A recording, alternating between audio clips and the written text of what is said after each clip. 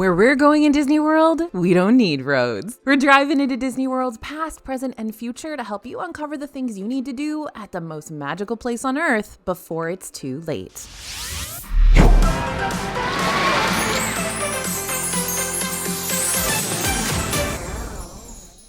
Hey everybody, it's AJ for Disney Food Blog, and I am back from the future, y'all. A little too on the nose? Just go with it. Now that several Disney World attractions have been stamped with an expiration date, I think it's time for you and me to hop inside the DFB-LOREAN so we can travel through space and time together, exposing the future, uncovering the past, and finding out how to make the most of your next Disney World trip while we're still living in the present.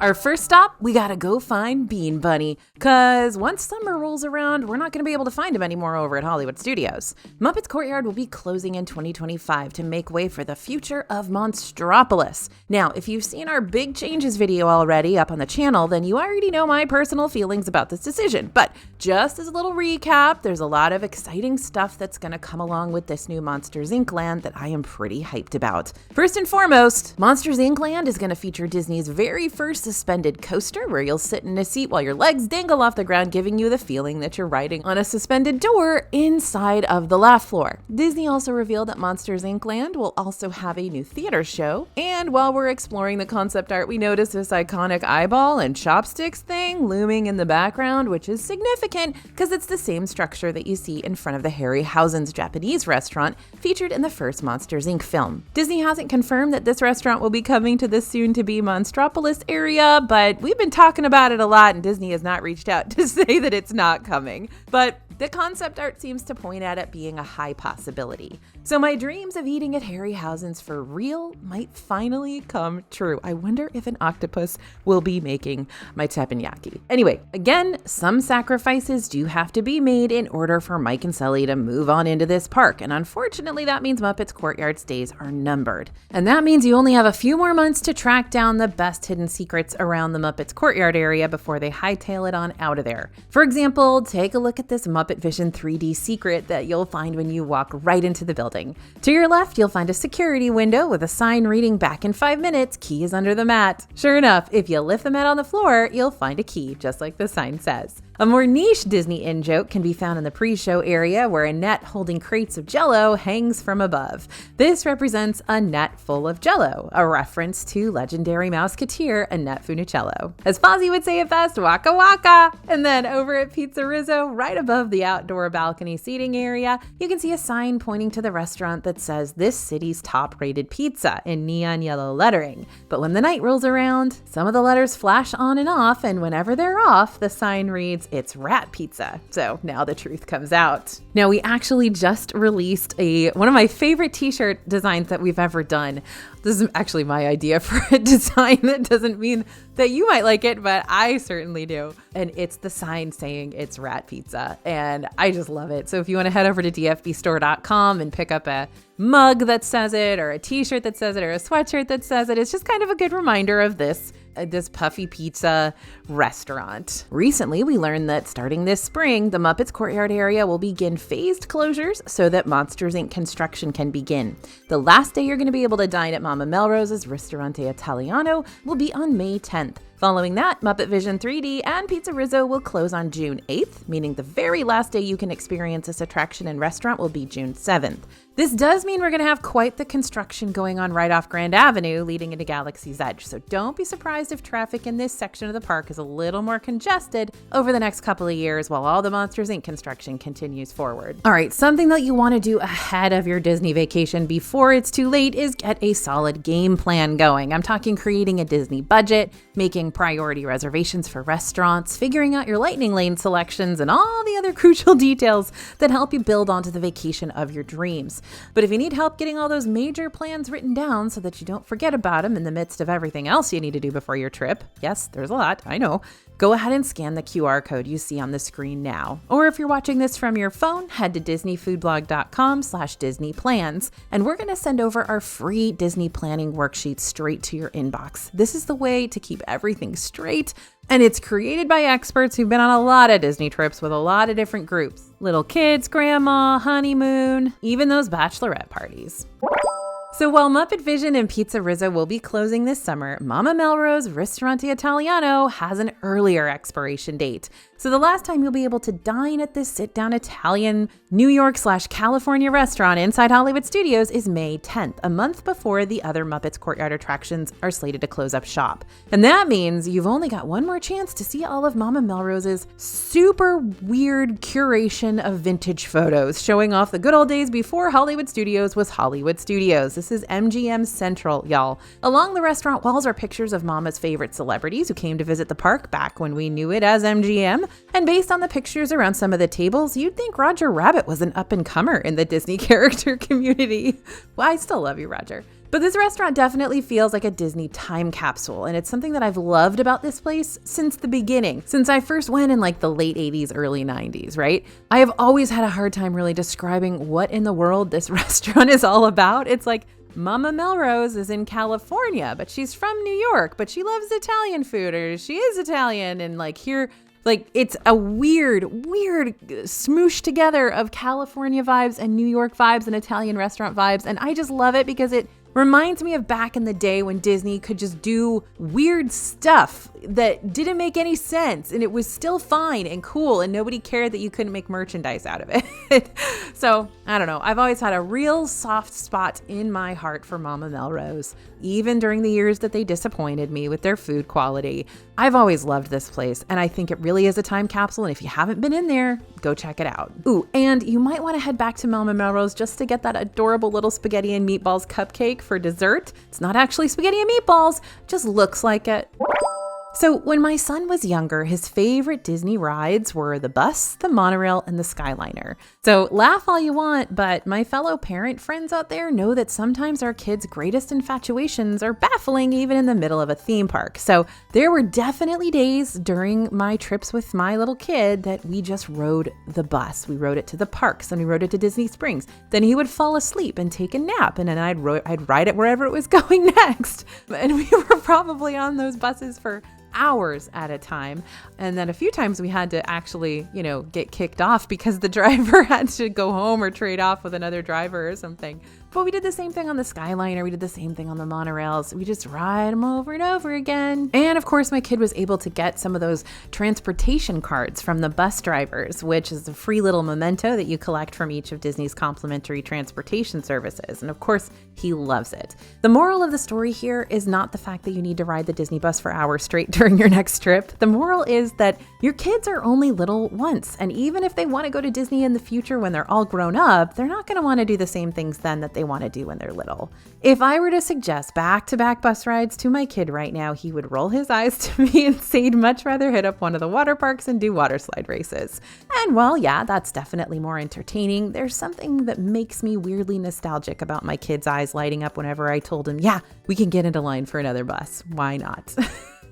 This is the time to get back in line and meet the princesses again. This is the time to schedule into your itinerary some splash pad break days so that your kids can burn off steam while running through the water. This is the time to book a lightning lane for Peter Pan's flight instead of Tiana's Bayou Adventure because your kid's too nervous about doing the big drop rides just yet, even though they're just now tall enough to ride them. Believe me, I used to make 3 fast passes in a row for Tomorrowland Speedway. Yes, I did. Now, this is the time to build memories that are big while our kids are little. So don't let those opportunities pass you by, and don't wish away the fact that they're little kids. Just do what they want to do and have a blast with it. Now, heading back to the future, sticking around Hollywood Studios a bit longer because change seems to be the theme park's middle name. While the Muppets will be vacating the Muppets Courtyard by early summer, they're going to be finding a new home right off Sunset Boulevard, over at Rock and Roller Coaster. Yep, that's right, Aerosmith is moving out and the Muppets are moving in. We are not sure what all that means just yet, but we are glad to see that the Muppets and Monsters, Inc. characters can still live in harmony inside the same theme park, despite the literal plotline of the Muppets movie from 2011 playing out in front of our very eyes. Anywho, when exactly are we going to see this Rock and Roller Coaster transformation take place? Disney hasn't said one way or another, but consider this. On June 8th, the Muppets Courtyard will be completely walled off and closed, which might be Disney's cue to go ahead ahead and close Rock and Roller Coaster at the same time so they can work on both projects together. However, Disney may not want to have construction going on in two parts of the park simultaneously, especially since that means there'll be even less for guests to experience during that time. So Disney could hold off until that Monsters Inc. land is complete, or at the very least close to completion, and that would push back the permanent closure of Rock and Roller Coaster to probably, I would guess, 2028, even maybe 2029. At either rate, Disney hasn't made any official closure announcements for the ride yet, so if you're going to this park soon, you should still have the chance to ride Aerosmith's version one more time. We'll keep you updated when we hear more about the Muppet switchover specifics. A big reason for why many folks don't plan Disney World vacations is because of the intimidating price tags. And that's especially true when you hear that the best Disney World experiences are the one you funnel a lot of money into for the plus-up privileges and week-long Disney adventures. But on the opposite side of things, some of the best Disney World experiences can also come from those super tight budget trips. And when you know the clock is ticking for that once-in-a-lifetime trip you've been wanting to take with a certain group of folks currently in your inner circle, then you might want to start crunching the numbers and then crunch them a little tighter and then keep on crunching them until you find a way to make something like this work for everyone. I have definitely myself taken 2-day trips where I went to all 4 parks and rode all the Lightning Lane rides. Well, they were fast pass rides back then. And I was exhausted. I was dead on my feet, but it was so much fun. So picture this. You and your 2 college roommates decide that you want to go to Disney World together for one last hurrah before graduation, and different career paths split your ways. So how can you make something like that happen when you're not yet set in your future career and you're basically living on ramen? You make do with what you got. You pile in the car and split the price for gas money. You book a 2-star hotel inside the Orlando area that's not too sketchy. I can remember paying, I think, $30 a night for a Days Inn on like I-4 back in the early 2000s on these kinds of trips. You get tickets for one Disney park, but choose to just walk around the resorts or Disney Springs for your second Disney day. You pack breakfast and lunch and picnic inside the Magic Kingdom or whichever park you choose to book, but go somewhere like T-Bell or Wendy's for dinner that night. You skip all the add-ons like lightning lanes and park hoppers, but you stick around late enough to still get in those last-minute rides that maybe had too long of a line during the day, and then you drive home and proceed to bring that Disney trip back up each time y'all get together for a little college reunion, because despite not having all the frills and the bells and the add-ons and a week's worth of vacation to spend, you still managed to pull it off, and you had the best time with a minimum budget. Okay, I'm definitely doing this one before it's too late, and that's explore the scariest place in Disney World. Now, I don't know about you, but for me, the scariest place in all of Disney World is currently hiding out in Magic Kingdom over at Tom Sawyer's Island because of those caves. Now, Tom Sawyer Island, as well as the Liberty Square Riverboat, are slated to close sometime this year to make way for the new Cars Land that'll be expanding the Frontierland area in the distant future. When is all this happening? We're not sure, but we'll keep you updated because I have a sneaking suspicion we're going to learn more pretty soon. This means if you're going to Magic Kingdom, you have one last chance to explore the Dead Man's Grotto Caves. And if the name didn't make things clear enough for you, hopefully I can make things clear, because these caves are super spooky. They're dark, they're a tight squeeze, they've got eerie, ominous glowing sections across the rock work. Did I mention it's dark? Someone could be coming from the other direction and scare you witless. And of course, you're never in any real danger here, but your pulse might not know the difference. So if you're looking for something unique and adventurous to do before it goes away for good, hop on board the Tom Sawyer Island rafts over at Frontierland Dock across from Big Thunder Mountain Railroad and check these caves out so you can be haunted by them long after they close, just like me. Oh, also something else you need to see on Tom Sawyer Island is those wild old animatronics, like the guys sleeping in there. It's just, they are so old school, early Magic Kingdom. I love them. And don't forget to take a ride on board the Liberty Square Riverboat too, because while this experience is a lot less about the adrenaline spike and more about relaxing and taking in the sights, you'll still be able to spot great views and unique angles of Tom Sawyer Island from this boat, along with gorgeous views of Haunted Mansion and Big Thunder Mountain Railroad, which is under construction right now until spring 2026. So the views here are really interesting right now. And you can also spy some Frontierland animatronics that can only ever be seen from the comfort of the boat. And don't forget to go get that dino. Maybe you will make it before the dinosaur ride goes extinct, just as long as you've booked a Disney World vacation for 2025. Animal Kingdom has already begun its phased closures for the whole Dinoland USA area to start making way for a new Tropical Americas themed land called Puebla Esperanza, which will have attractions featuring popular Disney properties like Encanto and Indiana Jones. The entire new land is set to open later on in 2027, but construction for the area has already begun, and Disney has broken ground in the space. That being said, you've still got plenty of time to ride the dinosaur attraction before it shuts down for good. Disney's keeping Dinosaur open until the end of 2025, so you can go get that dino one last time. And what better way to truly commemorate this popular ride's final year than fashioning our final roar attire in support? Over on the dfbstore.com website, you can find our new collection of sweatshirts, t-shirts, baby onesies, and more for the final dinosaur tour at Animal Kingdom. That way, even after the Time Rover goes into retirement, you'll still have something special to remember it by. While January 12th was our final chance to say goodbye to Triceratops Spin and Chester and Hester's and Fossil Fun Games in Animal Kingdom, the Dinoland USA restaurants are sticking around for now. And as long as they're here, you betcha I'm gonna be ordering some of my favorite Dinoland snacks while I still can, and you should too. Endangered snack number 1 is the ice cream cookie sandwich. So we've often sung the praises for the ice cream cookie sandwiches at Dino Bite Snacks, whether it be the classic vanilla sandwiched between 2 freshly baked chocolate chip cookies or one of the seasonal specialties with limited time ice cream flavors and holiday sprinkles, because we've loved chowing down on these massive sweet treats for years now, as well as sharing them with friends. Sometimes.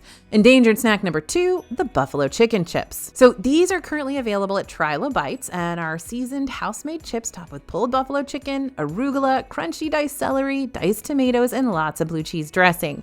It's just a really nice spin on a classic nacho plate, especially for someone who loves buffalo chicken as much as I do. I'm really hoping they get these chips a new home when Dinoland completely closes up shop. I don't know, maybe make them Indiana Jones themed. How about that, Disney? Is that cool? Can we do that? And while I will miss dining at the Restaurantosaurus quick service too, it's not so much I'm going to miss the food there, since a lot of it boils down to classic theme park staples. Not that I will not be all about a mac and cheese hot dog and a chicken tender every day of the week, but I'm going to miss the overall atmosphere here. This is one of the first places that I just was really wowed by the Disney theming. There's so much to look at here. There are so many private jokes. There are so many just little Easter eggs in here, and I just love this place. Here's the quick backstory for it in case you don't know. Paleontology students turned their home base into a restaurant, which is why we're able to peruse all their cool props and equipment, complete with plenty of sight gags and punny humor. And if it's not already occupied while you're trying to find a place to sit, definitely go and dine inside the real live Airstream trailer. And be sure to look at the songs on the jukebox. Ugh, my nostalgia-driven heart can't take this, and it's not even gone yet. Another Animal Kingdom update for you. These pollinators are about to abandon Animal Kingdom's Tree of Life for good. This year, the 4D show, It's Tough to Be a Bug, will take its final bow and step aside to allow Nick Wilde and Judy Hopps to take over the spotlight. Zootopia, Better Zoo Gather, will take us on an adventure through different biomes as seen in the film. And based on the concept art, looks like this will be an updated 3D experience, since it seems our animal pals are sporting some yellow glasses that look very much like the ones you can pick up from like Toy Story Mania. Now, I know I've been hard on It's Tough to Be a Bug in the past. It's just not my favorite immersive experience ever. Forgive me, black widows and wasps and butt bugs, but I understand that this is a nostalgic classic for many since it was an opening day attraction for the park. So instead of bashing it, I just want to bid it a civil adieu. But is it too early to be bidding this show adieu just yet? It's Tough to Be a Bug will be taking its final bow on March 17th, 2025.